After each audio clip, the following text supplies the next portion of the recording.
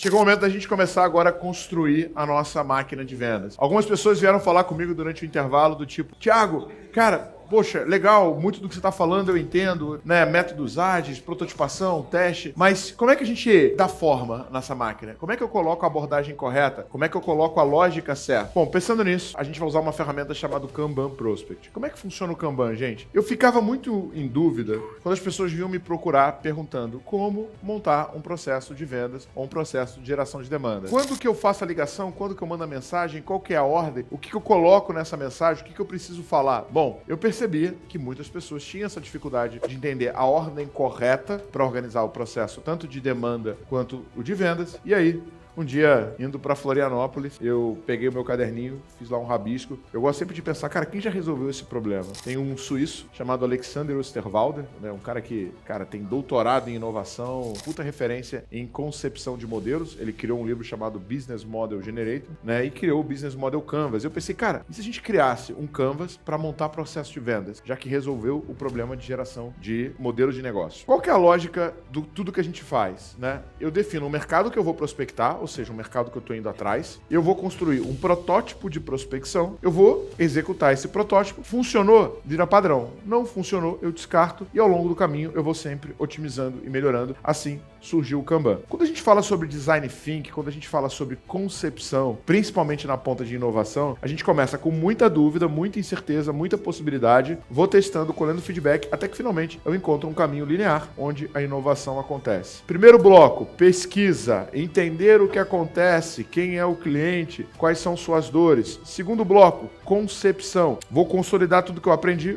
Último bloco, testei, validei. O que funcionou com clareza vira processo. Esse é o jogo do Kanban Prospect. Nosso maior desafio, principalmente para quem é muito técnico, para quem tem produto, para quem trabalha com tecnologia, para quem trabalha com agência, para quem vende algo e olha para a qualidade do serviço que presta, para o produto que vende, sabe, você é apaixonado pelo que você faz e você quer falar da característica do ISO 9000, do tamanho do teu estoque, do quanto você entrega rápido, do quanto é sensacional o seu treinamento e as pessoas saem completamente transformadas. Só que essa paixão que você tem e essa empolgação, ela te ferra, porque o cara não tá na tua cabeça. Ele não viu a transformação acontecer ainda. E aí você tá dando por uma perspectiva, falando de uma coisa que o cara não tem noção do que é e ele tá lá sofrendo a dor de não conseguir se controlar emocionalmente, de estar brigando com todo mundo, de estar infeliz, tentando fazer seu anúncio no Google, no Facebook e não vindo nenhum lead. E aí você fala do como é incrível no final. Ele não tem nem nível cognitivo para enxergar essa transformação maravilhosa. E na pior das hipóteses, se ele entendeu o que você tá falando, porque na maioria das vezes ele nem entende o que você fala, ele acha que você é mentiroso. Porra, coisa de maluco. Fala sério, cara. Que o cara sai transformado desse jeito, conseguindo conversar melhor. Pra cima de mim, isso é papo de coach 171. Eu sei disso. Qual que é o nosso grande desafio? Eu gosto muito desse joguinho, mas com certeza esse jogo foi escrito por um drogado, já perceberam? É um bombeiro mecânico que come cogumelo. Porra, cogumelo, gente, vocês sabem, né? E luta com tartaruga que pula e voa. Tem droga no meio, não tem como fazer. Mas eu queria que você pensasse o seguinte. Imagina que o Mário pequeno é o teu potencial cliente. É o teu cliente antes de conhecer o seu produto ou o seu serviço. Imagina que a Flor de Fogo é o produto que você tem para oferecer para o seu mercado. Mário gigante, pessoas impressionantes que podem fazer coisas impressionantes. Para quem jogou Mario Bros, sabe, quando o Mário pequeno encontra a Flor de Fogo, acontece duas coisas com ele. Primeiro, ele tem mais uma vida, então ele pode ser atingido uma vez e ele não morre. Segundo, ele passa a cuspir fogo,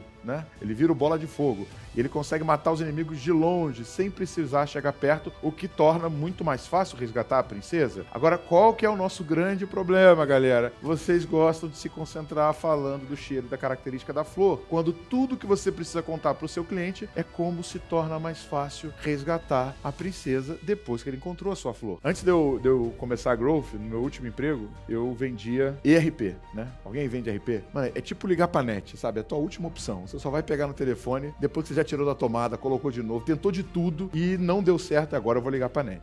Vender ERP é tipo isso, né? É mais ou menos assim, imagina que você gosta de correr, você tá com um pace de 6 e eu quero levar o meu pace pra 5, aí você fala, pô, vou fazer um transplante cardíaco, né? Mudo o coração, botei um coração novo, vou conseguir melhorar aqui meu batimento cardíaco, vou correr um pouco mais. Não, você só troca de coração se você estiver perto da morte, tirando essa possibilidade você não vai trocar. RP é igual. RP é um negócio que o cara te promete, um montão de coisa, nada do que ele falou que ia acontecer acontece, você fica 12 meses xingando o desgraçado que vendeu e no 13º mês não é que fica bom, é que você se convence que a sua vida, a partir desse momento, se tornou mais difícil. Alguém já passou por isso ou só eu? Isso é vender RP. E aí, cara, último dia do mês, tá? Um vendedor meu chegou pra mim e falou assim, cara, vamos comigo, porque eu preciso trazer essa venda e só você pra trazer essa venda. Cheguei lá, era uma distribuidora. Só que o cara tinha tido uma ideia muito legal, que era o seguinte, ele distribuía óleo pra oficina mecânica, só que ele imprimia o logo da oficina mecânica no óleo e cada oficina tinha como se fosse o seu próprio óleo pra ter um produto com um pouco mais de margem. Só que por alguma infelicidade dele, ele tinha entregado o óleo da mecânica A na mecânica B e vice-versa, né? E estavam as duas mecânicas uma puta da vida, porque nenhuma das duas tinha estoque e ninguém ia vender o óleo com o logo do concorrente. Entrei na sala dele, ele tava dando um esporro enorme no funcionário, né? Acabando com o cara. Assim que ele acabou de dar o esporro, o cara saiu e ele, pois não, Thiago, o que você tem pra me mostrar? Ótima maneira de começar uma venda, né? Com um cliente bem feliz e satisfeito. Falei, cara, vamos fazer o seguinte, me conta uma coisa, como é que você gerencia a empresa hoje? Me mostra aí como é que você tá controlando. Aí ele abriu um planilhão. Vocês conhecem alguém que gosta de planilha, que é planilheiro, já viram isso? Parece que a planilha toma controle da pessoa, já repararam? A criatura controla o criador. E aí ele lá me mostrando cada aba, hiper feliz, assim, sabe? E eu mostrando o maior interesse na planilha dele, porra nenhuma, chato pra caramba. Eu lá e ele mudando as abas e tal, e eu falei, cara, sensacional. Depois de 20 minutos ele mostrando a planilha, eu reparei que tinha foto de um garoto que devia ter uns 3 aninhos de idade. Falei, nossa, cara, que menino bonito, quem que é esse? Aí ele abriu um sorrisão e falou, meu filho. Falei, ah, legal, opa, tem coisa aí, gente. Aí eu comecei, cara, me conta uma coisa, essa planilha, você leva muito tempo pra atualizar ou você atualiza rápido? Leva muito tempo. Qualquer pessoa da empresa pode atualizar ou só você? Thiago, só eu, se qualquer pessoa atualizar, a pessoa pode me roubar. Você só pode atualizar ela no final do dia ou pode atualizar ela a qualquer momento? Só atualizo no final do dia porque eu preciso que todas as lojas tenham fechado o caixa, senão eu perco o ponto de estoque. Mais ou menos, que hora você tá saindo daqui? Tem dia que eu saio às 11, mas já cheguei a sair 1h da manhã. Aí eu perguntei pra ele, e quando você chega em casa, teu filho tá acordado pra jogar futebol? Na hora ele fez assim, ó. Às vezes fala assim, Thiago, filha da puta, né, cara? Foi lá no psicológico do cara pra fechar a venda. Falei, irmão, deixa eu te falar uma parada. O meu software, ele não é tão bom quanto a tua planilha, mas ele gera um arquivinho que se alimenta a tua planilha e vai ficar igualzinho. Só que sabe o que acontece? Eu dou um usuário e senha pra cada funcionário da tua empresa, eles vão poder ver apenas o que você autorizar. Conforme a venda acontece, ele já imputa no sistema, no final do dia, do seu celular, você dá um clique e teu caixa tá fechado. E sabe o que acontece? Você vai sair daqui todo dia às 4 horas da tarde, pegar o teu filho na creche e passar a jogar futebol todo dia com ele. Gente, eu não mostrei uma tela de sistema, eu não falei que era na nuvem, que era criptografado, tinha dashboard dinâmico. Eu só mostrei pro pai que ele poderia ter mais tempo para o filho dele. Agora, qual que é o desafio disso aqui, gente? Por que a gente não faz isso o tempo inteiro? Porque se eu não fizer perguntas, eu não vou conseguir sair disso. Eu só sei que ele tem um filho, que ele quer passar mais tempo e que ele quer ter, né, menos trabalho e que o negócio dá errado porque eu fiz um montão de perguntas. Só que qual que é o nosso grande desafio? Entender qual que é a transformação que o nosso cliente busca. E aqui mora o mesmo problema que eu falei com vocês na parte da manhã. Se eu não tenho um foco, se eu não tenho um perfil de cliente, eu nunca vou saber qual que é a transformação que esse cliente está buscando. Se cada pessoa que vende ou que contrata o teu produto ou o teu serviço utiliza para um motivo distinto, o que sobra para você é falar da flor. Vocês concordam, gente? Por mais sensacional que possa ser o software, pode ser incrível. Você consegue imaginar a felicidade de um pai de poder abrir o software e usar ele, ou de pegar o filho na creche e estar junto com ele todo dia às 4 horas da tarde? Tem como essa opção aqui vencer? Impossível. Impossível. É um outro nível de jogo. Legal, gente. Entendi, tá? Que não é isso que a minha empresa vende. Entendi que o que eu vendo é a transformação. Agora, como é que isso funciona?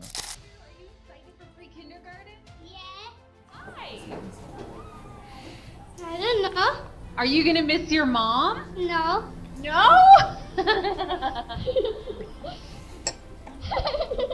Oh, don't cry. Are you?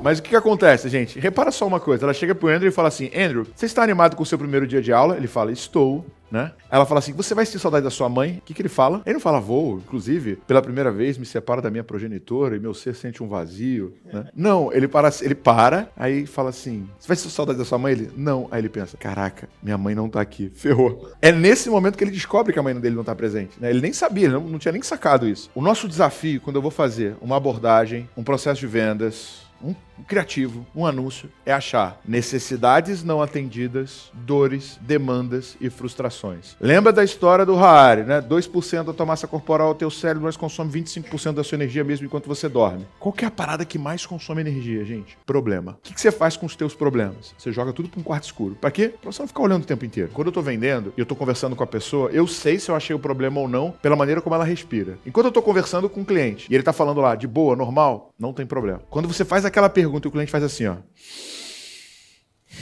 Cara, agora você achou onde dói. Dali pra frente a conversa fica diferente. Enquanto você tá conversando de boa, não tem venda. Quando o cliente respirou fundo, opa, achei por onde que eu vou entrar. Agora, qual que é o nosso trabalho? Achar isso aqui. Quais são as características e as dores? Mas, Thiago, se eu preciso achar isso, cada cliente tem uma dor e uma característica e uma necessidade distinta. Como é que eu vou conseguir fazer isso funcionar dentro da minha empresa se eu tenho diferentes clientes? É por isso que a gente precisa achar o perfil de cliente ideal. Qual que é o nível de jogo? O grande desafio, pegar historicamente na tua base todo mundo que você já vendeu e identificar exatamente onde eu tenho os clientes que me trazem mais receita com menos esforço. Então, o que eu gosto muito de fazer? Eu gosto de trabalhar com algum nível de clusterização. Pode ser segmento, faturamento, pode ser qualquer informação, mas no final do dia eu quero encontrar isso aqui, né? Pensa que no eixo Y eu estou olhando habilidade para conquistar uma venda, habilidade para ganhar. Na ponta inferior eu estou olhando a atratividade. Normalmente a atratividade tem a ver com a capacidade de geração de receita. Pode ser tanto numa compra individual quanto diversas compras ao longo do caminho. Pensa que os caras que estão na ponta de baixo são caras que compram pouco e dão muito trabalho. Ou seja, você gasta muito esforço para convencer, para fazer com que a venda aconteça, e esse cara não vai trazer uma receita relevante. O que é isso? Alto custo de aquisição e baixa capacidade de geração de receita. Na ponta de cima, eu tenho um cara que até compra bem, até me dá uma grana boa. Só que esse cara, ele não dá dinheiro, né? É um cara que compra a todo momento, mas é sempre um valor muito baixo. Na ponta de baixo, eu tenho um cara que me dá muito dinheiro, mas que o esforço e o custo para fechar uma venda é absurdamente alto. É o que a gente estava conversando ontem, Flávio, né? As multinacionais são sensacionais. Você tem 3 grandes desafios. O primeiro desafio é encontrar a pessoa que vai tomar a decisão. Passar pela secretária, passar pelo gatekeeper. Cara, imagina, você é o CIO da Coca-Cola. Se você não tiver pessoas que te bloqueiam, você não trabalha. Você tem que botar uma estrutura ali que não deixe todo mundo chegar em você. Gatekeeper, né? Bloqueador. Falei com o CIO. Vou precisar agora fazer o processo de vendas acontecer, né? E tem um processo de vendas com ele e depois tem um processo de vendas em compras, que é como se começasse de novo do zero. Uma vez eu tava negociando com uma empresa grande, aí o cara falou assim, tal, como é que é isso aqui? Eu falei, cara, olha, então, cara, esse é o valor de implantação e tal, mas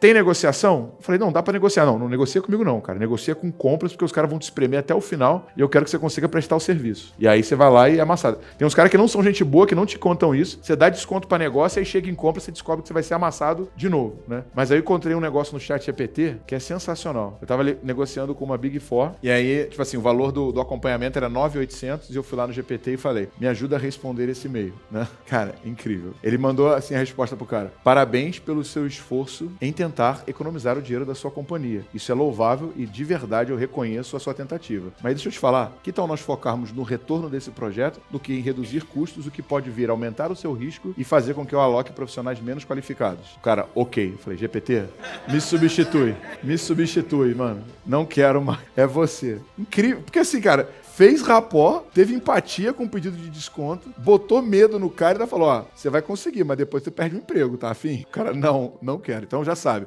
Alguém chorou desconto contigo, abre o chat GPT e joga lá, ele vai te ajudar a resolver essa